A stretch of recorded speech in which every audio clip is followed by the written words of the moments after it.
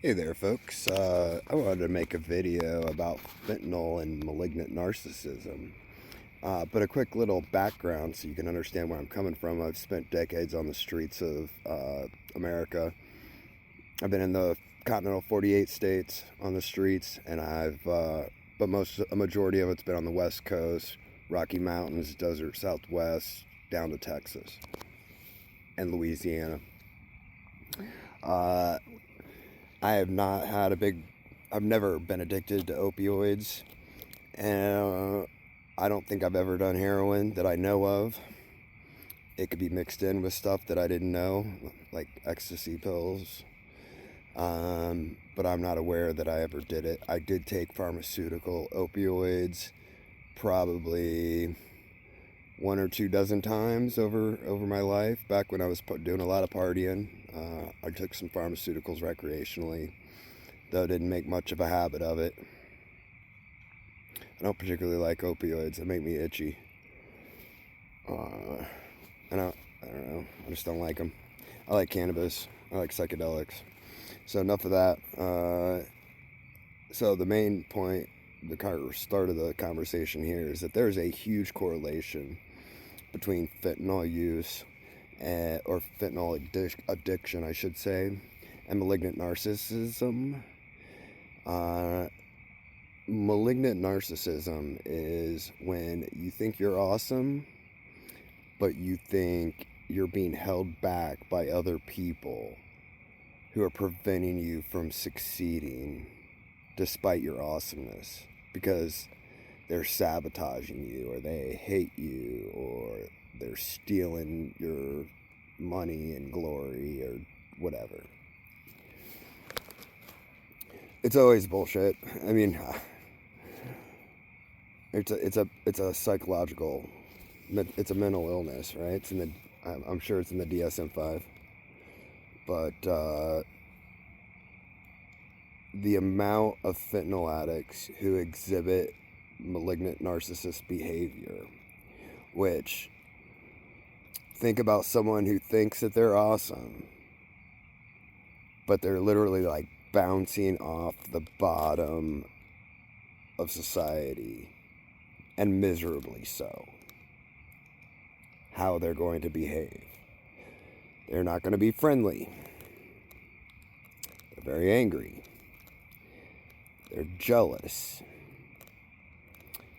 They're mentally ill. And they think that they're awesome. Which is how you end up with them, like,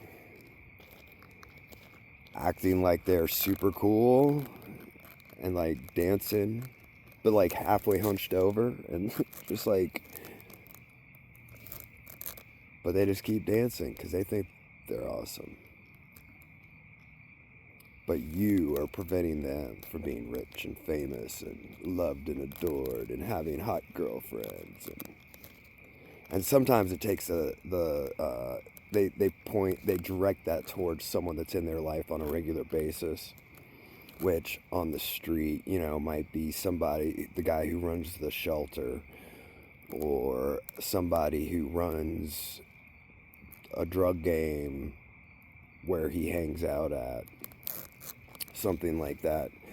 But it often gets, the malignant narcissist will often blame random people walking by. Oh, it's a woman, and women are hurting me because of A, B, and C. She's my enemy. She's why I can't get ahead. Or it's black guys, or whatever. It could be all sorts of things in their head that they've decided, because literally they're like making stuff up. And I wonder, I would love if you have any ideas about this, if you have any professional experience, or of any research done on it, I'd love to read about it because it's fascinating. But what I can't tell with this correlation is whether it is caused by their reaction to being a fentanyl addict and the way people treat them because of it, and that that constant psychological weirdness ends up just kind of beating them down and creates that malignant narcissism between the dope and then the way they're treated? Or is there something about the biochemistry of human beings and the fentanyl that's somehow causing their brains to start functioning like someone born that way? I'm assuming you could be born a malignant narcissist or be destined to be one. Maybe not. Maybe it's only happens kind of like a lot of, well, I'm not going to get into that right now, but I don't know. I don't know if you're born like possibly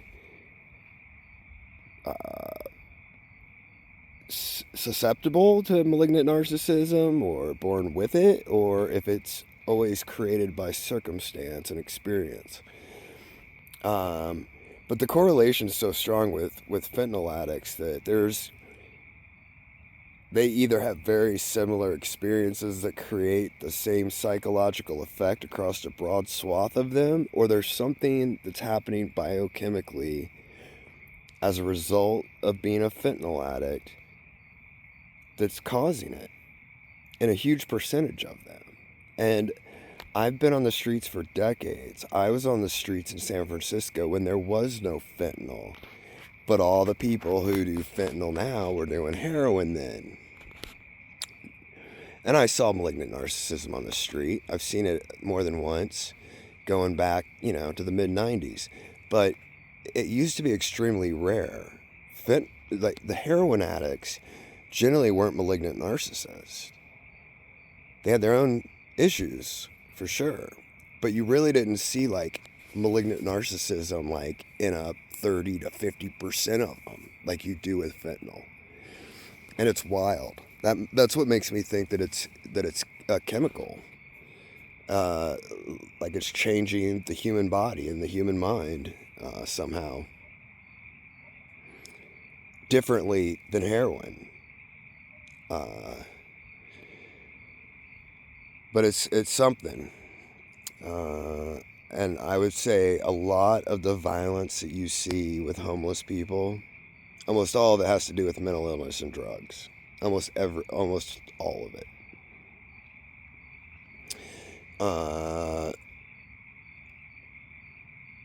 Malignant narcissism has a lot to do with a lot of it, though.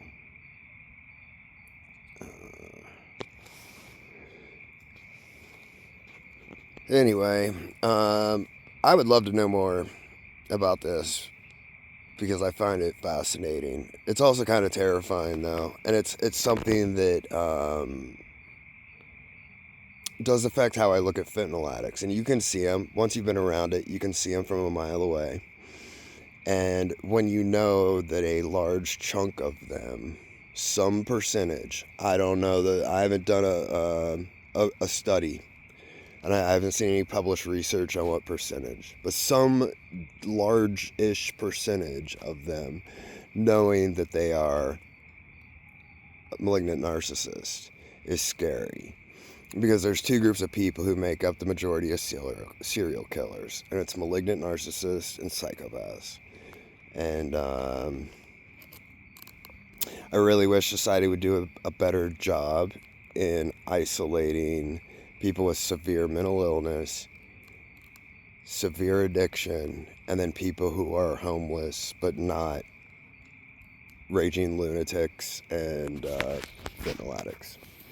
But I appreciate your time. Thanks for tuning in. I'd love a like, share, subscribe, comment. I got a Cash App in the description, but it's not a toll booth, don't worry. And anything you want to put down in the comments, you can say anything you want to me. If it's not illegal, I'm not gonna delete it. If you want to say things to other people, try to keep it cool.